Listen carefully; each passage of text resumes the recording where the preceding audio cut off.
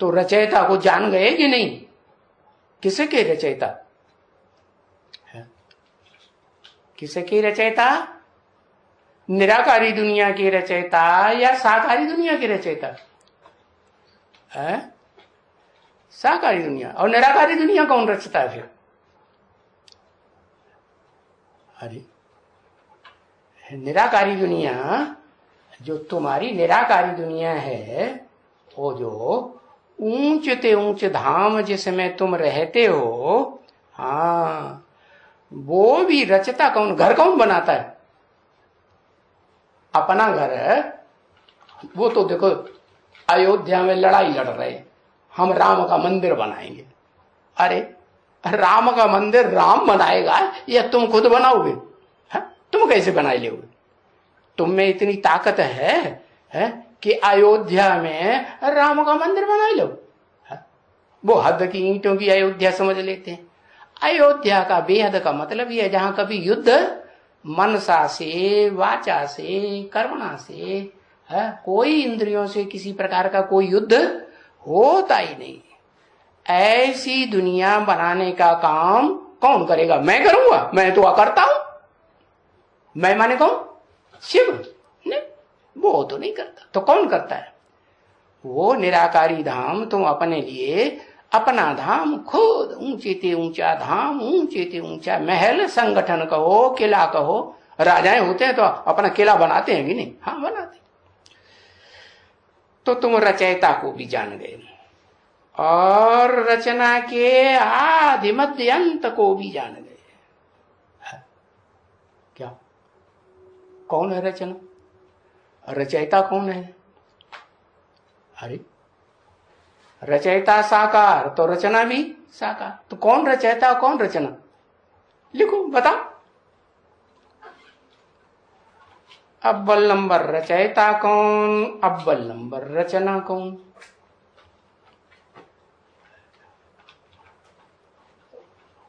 है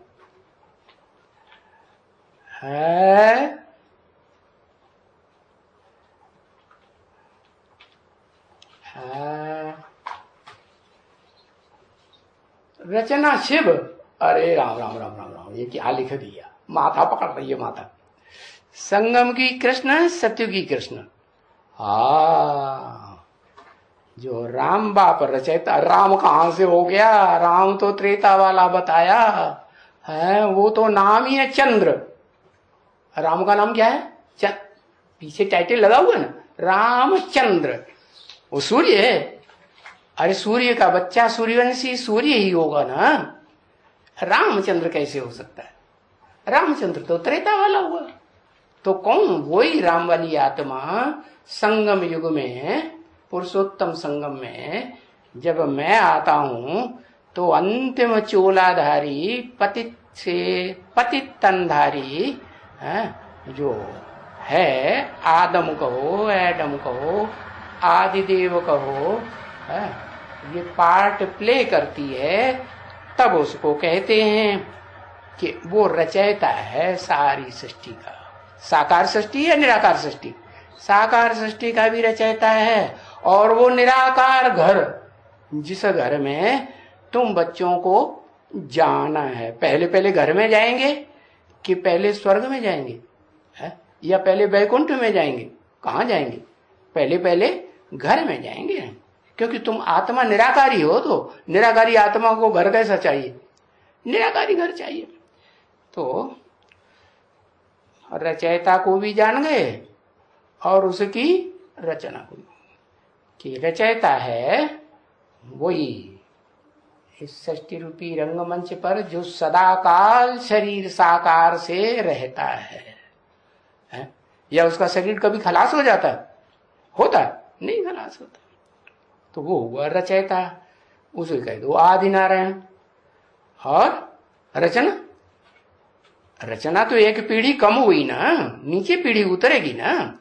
तो रचना हुआ 16 कला संपूर्ण कृष्ण। तो दोनों को तुम जान गए। तो अब देखो, बेहद की रचना को भी जान गए और बेहद के बाप को भी जान गए। कितने हैं बेहद के बाप है? अरे फिर चक्कर में पड़ गए। अरे दो बेहद के बाप है ना, एक है मनुष्य सृष्टि का बाप, एक है आत्माओं का बाप, निराकार आत्माओं का बाप निराकार, और साकार का बाप साकार। लेकिन दोनों मिलकर के एक होते हैं तब सृष्टि चलती है।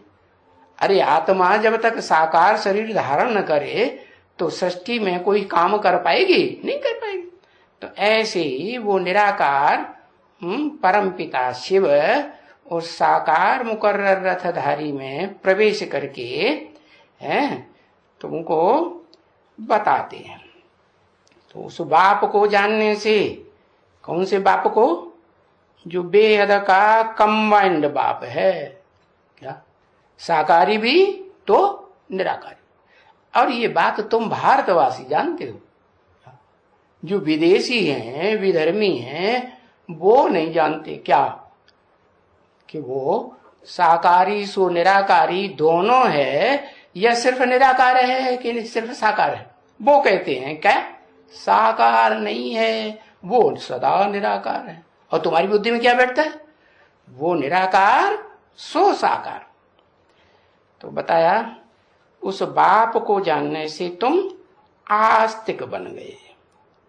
आस्तिक माने आस्था रखने वाले।